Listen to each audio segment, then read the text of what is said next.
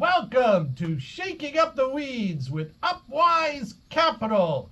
We're high from New York, a Ganjapreneur podcast.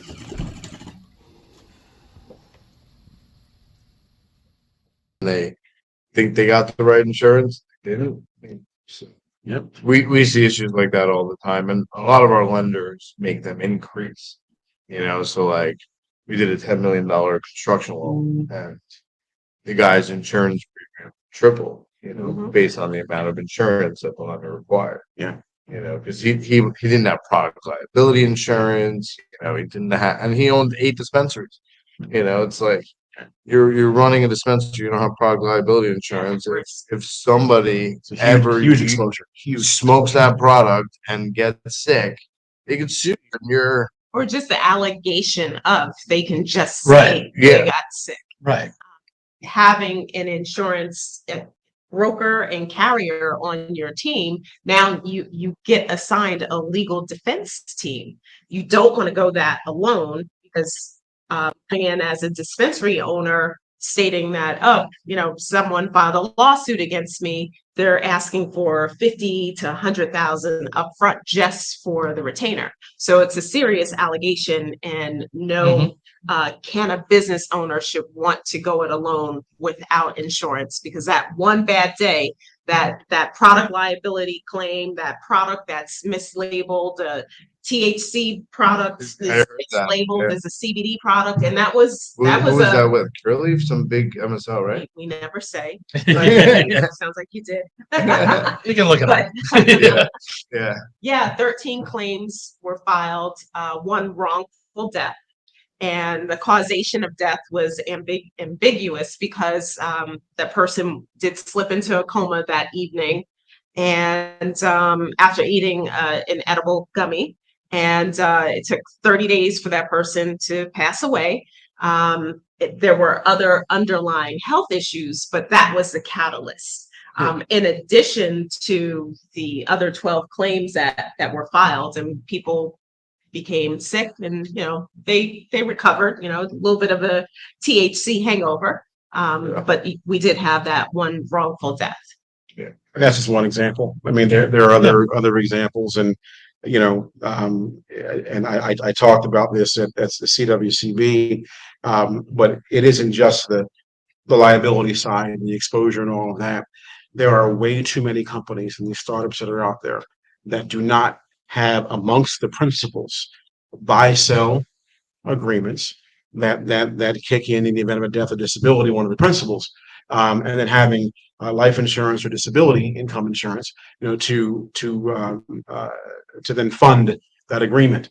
I talked about this at CWCB, and got a lot of people thinking about, okay, we have a partnership agreement, but what if something happens? Yeah. What if our key man or key woman, our primary spokesperson, our main endorser, that whatever it might be, you may want to consider a key man or a key woman or key person insurance on that individual to make sure, in the event that they pass away or become disabled, that the organization can then have the appropriate funds to be able to buy out the surviving spouse, estate, etc. So you're not in business with someone that you never intend to be in business with. Yeah. Right? So you need to have those things. I used to work at New York Life, so I know all the intricacies of those policies, and I understand that stuff. So it's necessary, right? Especially when you have partners in your business. The problem is that people always think about that when it's too late. Right. Yeah. Right. Always. The idea is to do your homework up front, so that when the tragedy occurs, a year, 5, 15 years down the road, all the emotion that goes with that is bad enough, right? You're losing someone you're close to, and someone who's part of the team, and a key person, all of that. So as you're processing what that means and the emotions around that and all of that, the last thing you want to do is figure out, how are we going to handle the financials here? How are we going to run this business? Right. So what you want to do is go to the drawer, pull the policy out, and say, here's the plan. We already thought about this. So now we're not trying to be emotional. It's not about how people feel when it comes to business. It's about what we prepared ahead of time to do, to put ourselves in position where that terrible event doesn't ruin us, right? So it's a smooth transition. Yeah, it's very important. you got to cover yourself, and unfortunately in cannabis, because you're selling a consumable product that people are smoking or eating, Public health and safety is number one. It really is. It really and is. the facilities like earlier that are building out GMP certification and they have a GMP certified stamp, those are the ones who are looking for an exit and going to look to sell one day and, look for a pharmaceutical or medical company when, cannabis does go federal in 10, 15, who knows how many years. Do you think it's that long? Really? 10 years minimum. Think you guys agree? I would say longer than people think. I'm not sure about 10, but it's not 2. It's not two. I think I used to think it was be- 5, but Yeah. my opinion changed. Right. Yeah, Well, it's never know just what can happen. I've said this before. I think that you know, once the right folks are involved in Washington and other places, you'll see that happen. But so who knows whether it's 2 years or 10 years? Like you said, folks looking for an exit. The more buttoned up your operation is, and the better risk management you have in place, the better SOPs you have in place, etc. The better tighter your books are, and what you can quantify and prove, and all these things, will put you in a situation to have a better exit, right? Yeah. It's not unlike the application process for insurance is important. I said this also at CWCB. It's very, very important when you're applying for insurance that you are honest, that you are accurate, and that you offer full disclosure. The reason being is because when the claim is filed, hopefully many years down the road, maybe never, but something's going to happen, right? And when it does, the insurance company is going to pull that file out, and they're going to see, okay, this happened. Were they following their SOPs, right? Was their staff trained appropriately? Did they do everything right? Did they do what they said they were going to do? Did they lie about anything? And if all the boxes are checked, the chances are greatly increased to have that claim paid because we laid the groundwork up front, right? This is really important stuff that folks don't necessarily think about, or they cross their fingers and hope. But investors like you and your network and others, they're demanding these things. They want to see and make sure that it's not just insurance that's in place. I want to see your SOPs. I want to see your risk management plan, right? Before I send the next $1 million or one dime, right? So Absolutely. important stuff. Definitely. And you have to evaluate your business as you grow. So maybe your dispensary is doing 5 million in sales the first 3 years, and then you increase. You also have to increase the limits of liability with your coverage. So we've seen additional insurance companies become involved at a higher level as we're building stacks of coverage from 10 million to 100 million. The reinsurance companies, Lloyd's of London, will participate, so they're sharing that risk. So it's very important that you don't just write that policy and put it in a drawer. You have to evaluate your broker, like Canna Coverage Team, right? We evaluate that portfolio annually. One question I have is when, if these operators are starting out in New York, New Jersey, we both see a lot of startup businesses. When do they have that insurance, conversation? When they get their location?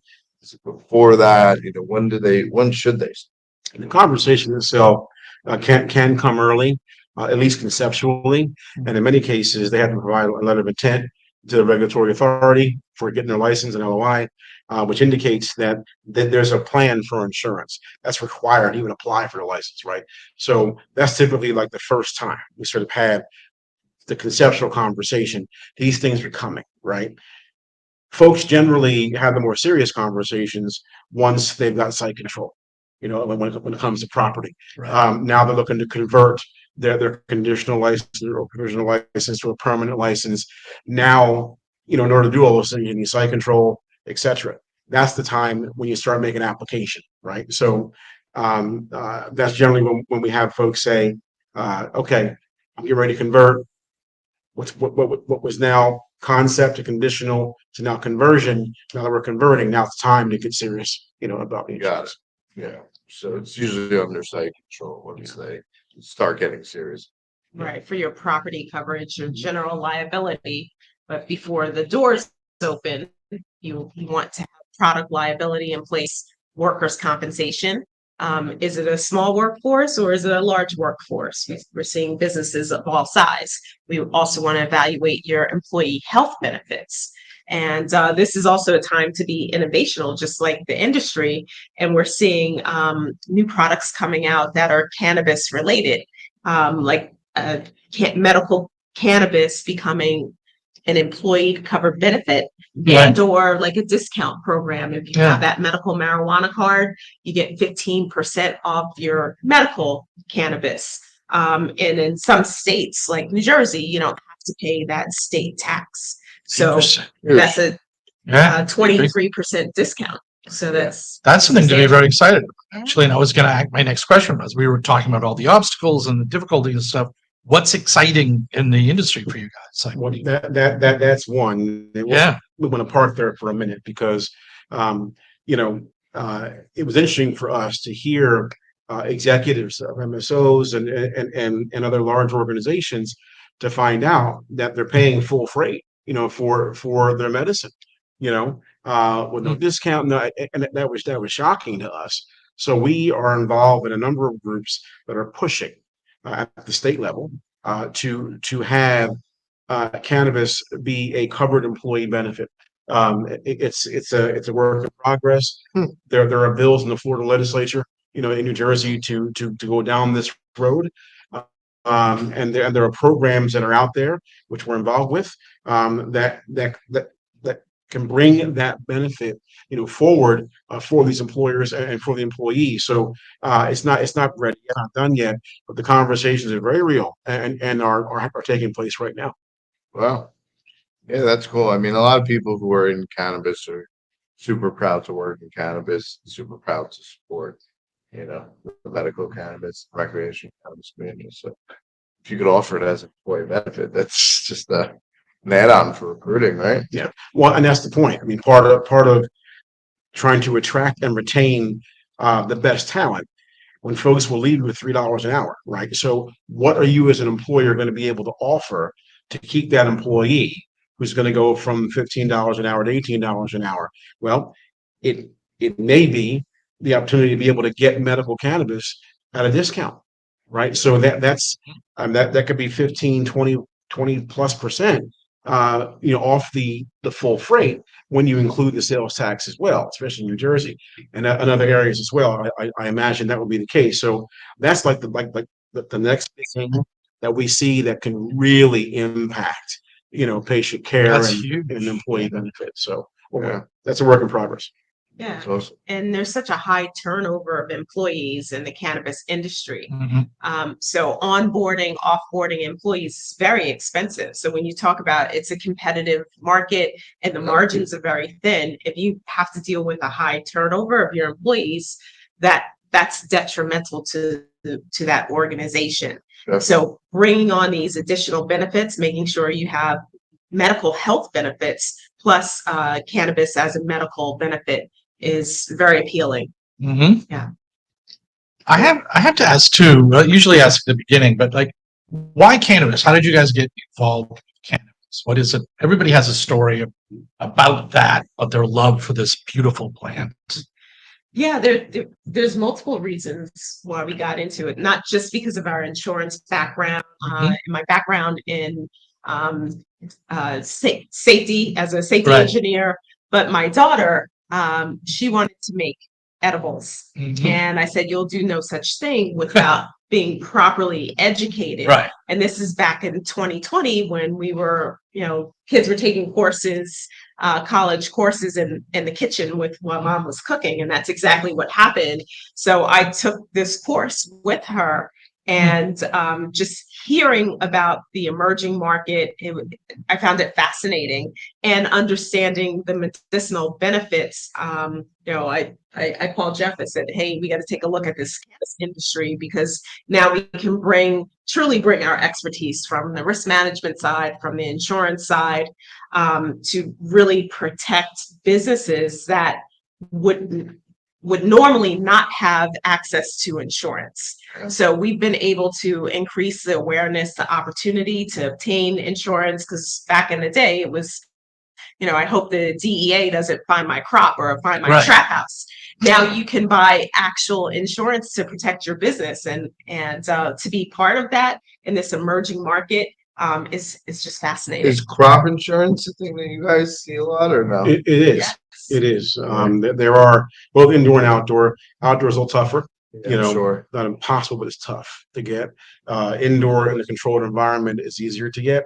So that really is available. My personal story as it pertains to cannabis. I knew of folks in my family that were regular consumers, etc. But for me, that what sort of brought it home for me was I saw, and I still see, the opportunity for restorative justice with respect to people of color in the cannabis industry. Um, uh, this plant was deliberately weaponized by the federal government to lock up people of color. Nobody even debates that anymore. No serious person. It's a fact, right? So for me, I see this as an opportunity to bring what we do to the industry. Don't try to come in and be something that you're not, right? So, but to bring our expertise to help protect the resilience and sustainability of the industry, because there's a lot of suspicion and stigma around the industry, as well. We understand that, but I think what's important is to focus on what we can do to help protect the industry, protect public health and safety, be able to understand and interface with government, who have many concerns as they deal with the public, etc. But quite frankly, you want folks like us involved in the industry to make sure we have standards, we have the right SOPs in place so that we can manage and help to limit the severity and the frequency of claims. Wow, that's a great answer. Yeah. And which is why we became involved with Minorities for Medical Marijuana, Right. Yes. where we promote and advocate for social justice, social equity, health equity, and creating policy for a diverse and inclusive industry. Yeah, I mean, that's what I said earlier. You guys are involved in so much. It's crazy. I don't know how you have the time for it. It is a challenge, and Yeah. we serve on various boards, and I serve on the city council in my town. So I have a very clear view of public policy and public service, and how important it is for policymakers and elected officials to understand the industry, because you're setting policy, right? So getting educated, understanding it, what it is and what it isn't, right? So you're making decisions based on facts, not feelings, right? We need more of that, and data tells stories, right? So the more you understand, and the more more intellectually curious you are, the better. Because this is not 1974, and Richard Nixon's not around anymore, right? So we need to unlearn a lot of things, right? We need to unlearn a lot of things, but a lot of folks from that era deliberately did what they did, and it was not based on science. And you do not make decisions based on how you feel when it comes to public policy.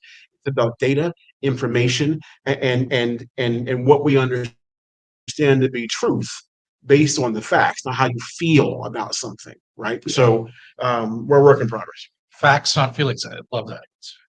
Absolutely. Incredibly well said. Yeah, I agree. I mean, so what do you guys see for Canada coverage in the future, next 5-10 years? Where do you guys see Jersey is obviously a huge market for you guys now. Where do you see you guys going? Yeah, right now, 85% of the industry is underinsured. which means they have no insurance, the wrong type of insurance, thinking they have coverage with a traditional carrier, or just don't have enough insurance, as the case you explained earlier. So we see the industry becoming more normalized, and the same will happen for banking as well as for the insurance. So folks will get insurance for their commercial business just like they do when they go to buy a new car. You can't leave the lot without having that auto policy. The same will exist for your commercial cannabis industry. Of course, when you get your capital, the first thing we're doing is running out to make sure our investments are protected, your property is protected, the product is protected, your employees. So it's bringing that whole insurance portfolio to the cannabis industry, where it's a normal thing. Mhm. And that's certainly a major part of it. If you ask us about, our organization and sort of where we see ourselves in 3, 5, 7, 10 years, as the industry grows and as it becomes more normalized, et cetera, our good friend Ed DeVoe, who was the former president of the New Jersey Cannabis Association, says all the time that, you're going to have a day come in the next several years when having a dispensary in your town is no different than having a bar, or having a pizza place, or having something. So that day is coming, and the stigma will begin to fall away. But part of trying to get that done is making sure that businesses are properly run, that they manage their risk, that they follow strong SOPs, they have good training, they have good insurance to protect them, in the event that claims occur, which they will. What's important to keep in mind is that we want to make sure that our clients in the entire industry are properly protected. And the reason being is because you don't want to have a rash of really big claims threaten the entire industry, where now carriers are pulling out, they're nervous, etc., which then makes capital begin to pull out, etc., and now you're something that can collapse, right? So that will happen if we don't do this right at the outset. So, I mean, the other thing for us, in addition to trying to serve the industry, as we look forward to growth, multiple states we're already in, bringing in insurance professionals from all over the country to work in their own markets, but working under the county coverage umbrella. So we're already hiring, out of state now. Those days, that situation will continue. But I also think that being a good partner to the industry is important. Making sure that the investor class, is engaged and comfortable in engaging, because there are partners sort of watching not just their back, but the collective back of the industry. That's what we do. I mean, for us, just knowing that you guys, have spoken to a lot of the operators ready up front before you send over a referral, and you guys do your own due diligence on them, and ask all the questions that we need to know. It's makes our job so much easier, so it's very nice. You guys, you're not just insurance compliance company, right? You both know the industry, you know how to help raise capital, you know how to help on the real estate side, how to help on the political side. I always say that Upwise brings value, and your company brings a lot of value to these operators from much more than just insurance perspective. Yeah, no, we believe that we do. If these folks don't get open, we don't have a client, right? Yeah. So we are literally invested in their success, right? Because a lot of times folks will come to us and they're brought to us by, an accountant or an attorney or a consultant. Will refer them to us. But often what happens is, by the time they get to us, maybe it was an attorney that referred them, but they don't have a CPA.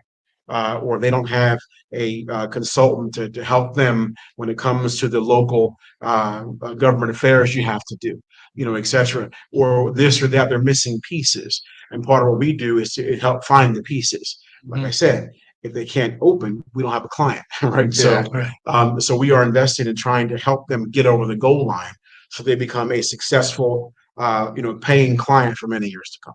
Yeah, you're fully invested in them, and that's kind of, the difference is you guys are on the ground, right? Yeah. You're with your clients, you're grinding through with them, and that's what we try to do here at Upwise. Can't do it all. I Yeah, don't it have takes as a much village. time as you guys. Yeah. Well, it's a great partnership. Absolutely. And I have to ask, we ask everybody who comes in here, the standard question. If you had a strain of weed that was named after you, this is for both of you. You can individually answer. Yes. Okay. What would it be called? Well, I'll do the individual. He can do the Sure. corporate. Okay. So mine would be Darling Nikki. I love it. My nickname Nikki, and I'm a big fan of Prince. Oh my God, me too. Darling Nikki. Awesome. That's a good one. For me, it would be that classic by Wiz Khalifa, Black and Yellow. That's Yeah. imagine The Canna coverage Canna colors. coverage guy. Yeah. Yellow. Yeah. That's perfect. That's great. All right, guys, we appreciate you coming on. We appreciate the partnership. We have a lot going on together here. If anybody needs Canna coverage or needs insurance and compliance advice, since you guys really do know the industry, how do they reach out to you guys? I mean, it's on your shirt, but It is, but they can reach us at cannacoverage.net. It's the best spot, or on Instagram at Canna Coverage as well. Shout out to my son Tyler, who works very hard on our social media and nice. does a great job there. And a lot of folks reach us through our DMs right there. So Yeah, nice. All right, great. Nice. Well, we appreciate you guys coming on. Appreciate your time today. You have to come back. You have to come back when you're bigger and huge. And Yeah, we're gonna have you back. Rhoda, All right, thanks, guys. thank you, gentlemen. All right. Good to see you. Yeah.